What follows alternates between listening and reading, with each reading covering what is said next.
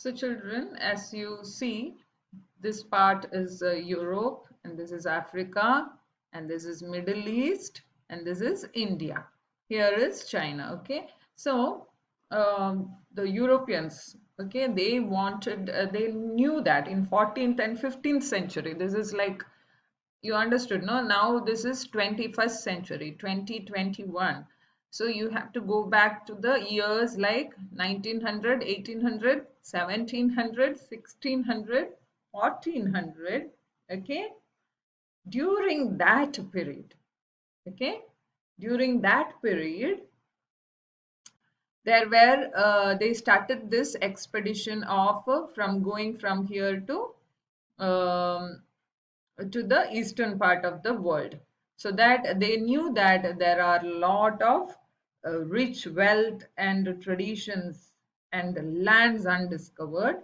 So they wanted to go to the east to collect this wealth. You know that in our country was rich with the gems and jewels and gold, and they used to swarm into our country to get the spices like cardamom, okay, cloves, and etc.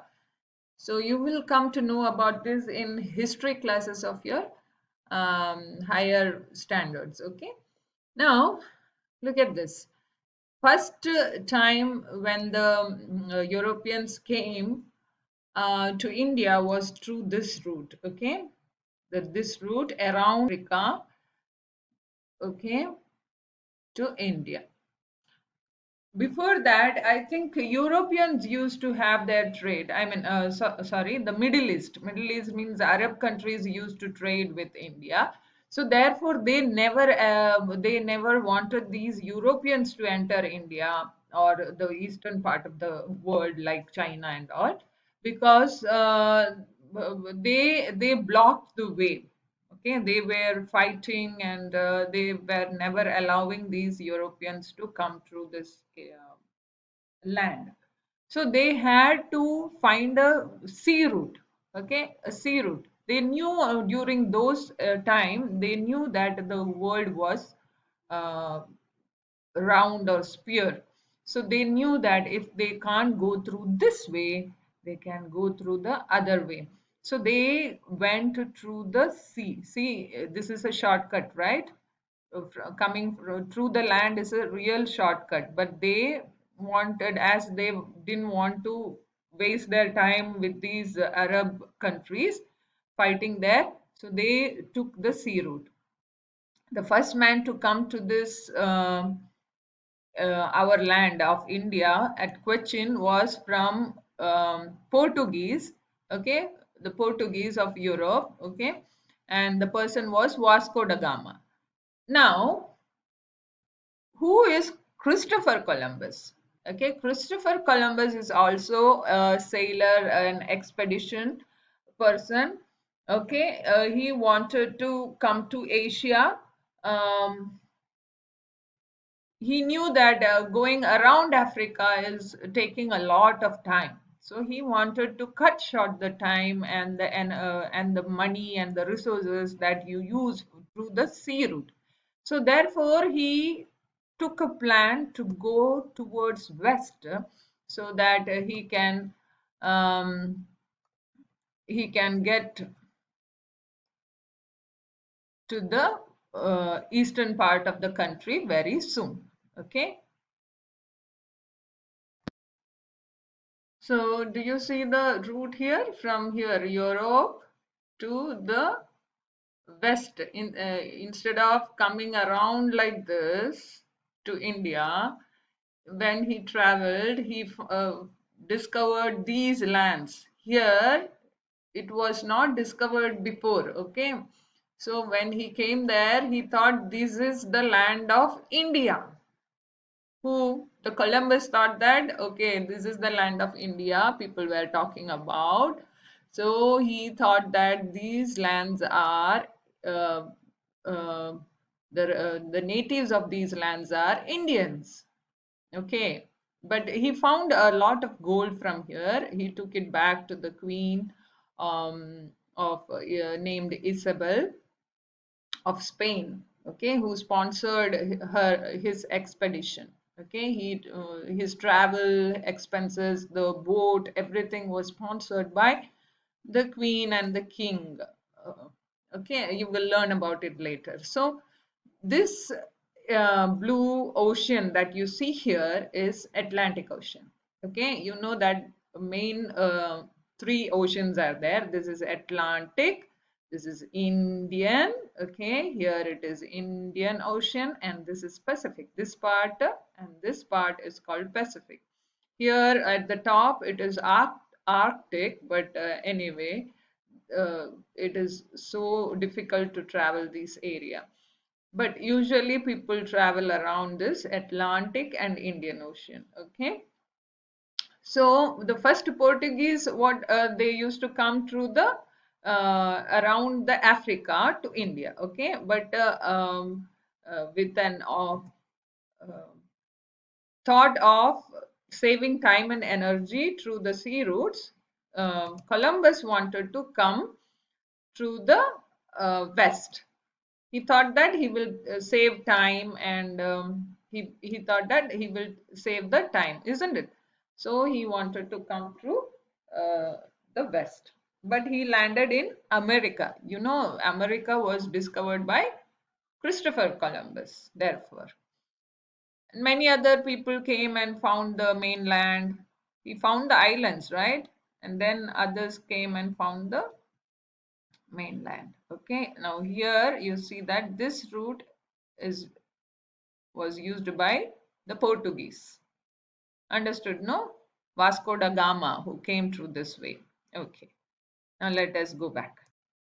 So when the Christopher Columbus landed on the islands of Bahamas, okay, the people of that place, they were the natives of that place. Their name was Tahinis, but they Christopher wanted to call them Indies because he wanted to discover the land, the sea route, okay, which goes to India.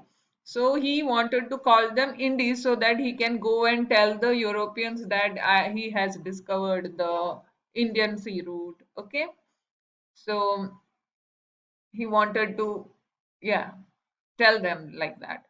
So yeah, these Indies or Red Indians, okay, they welcomed this person because somebody with such a large ship, with such a forward culture of wearing dresses and hats and all these, were really attracted by these persons, and they were very modest and humble. They welcomed this person, okay, and gave him gold and food and everything.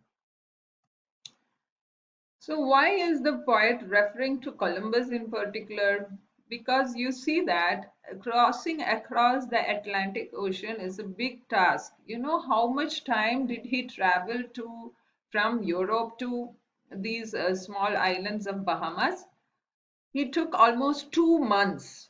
You imagine, children, 2 months during those days without the facility of, like, the ships are open. You can see in the pictures, the ships were not like the modern type where you have roof and you can go and sit inside and all those things.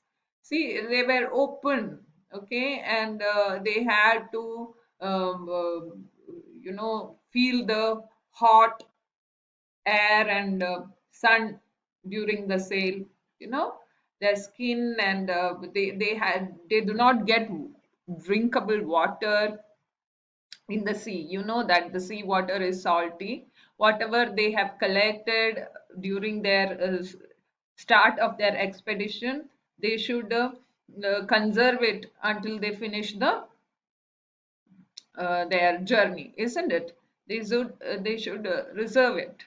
Okay, so it is a big task. There are many kinds of challenges that comes through when they sail across the sea. When Vasco da Gama used to sail across the Africa, they took the land support and See, you see the border of the land. They took the land support and they used to get down at the land in between. But look at this. This is a continuous journey. So it is quite a challenging effort what Columbus have taken. Okay. So therefore, the poet is appreciating and admiring this expedition of Columbus through the words of sea that I admit, young man, you have conquered me. The sea is telling the Columbus or the sailors that you have accepted the challenge and you have won in this expedition. Okay. So, what did you learn, children, that about the life of Columbus or his effort over traveling towards the west for the first time? That you learn from this poem that the person should not give up. He should be able to keep the goal in mind and take tireless effort until you achieve it, isn't it? You should have faith in your mind until you achieve your goals. Okay, this is the bottom line of message that the poet is trying to tell you through this poem. Okay, so now let me ask you a couple of questions here.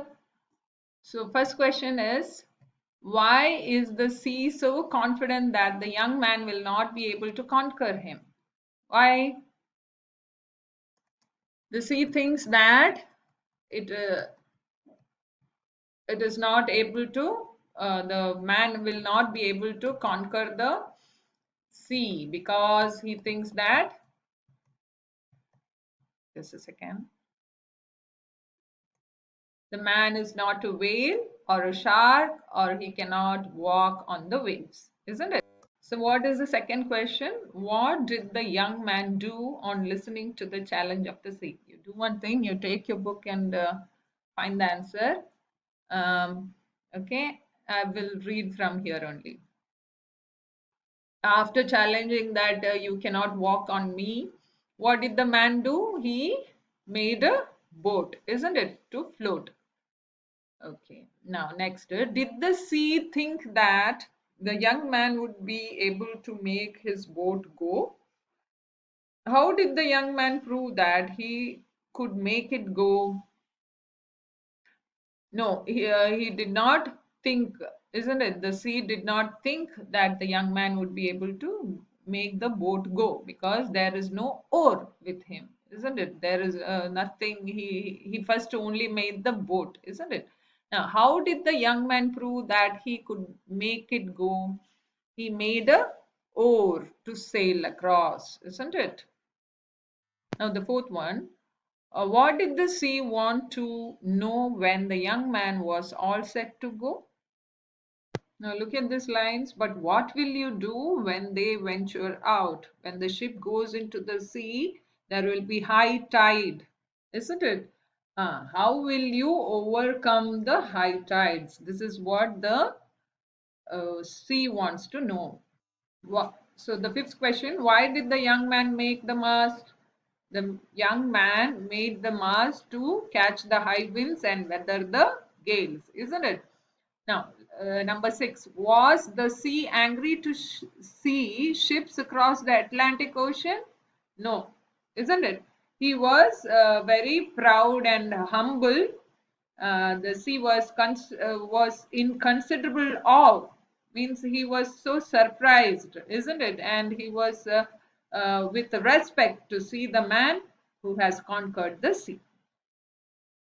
So how do you think the sea shows his greatness to of his heart?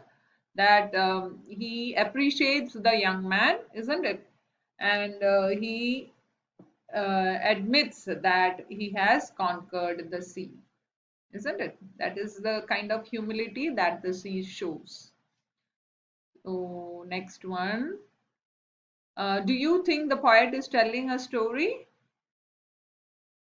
Isn't it? So the poet is trying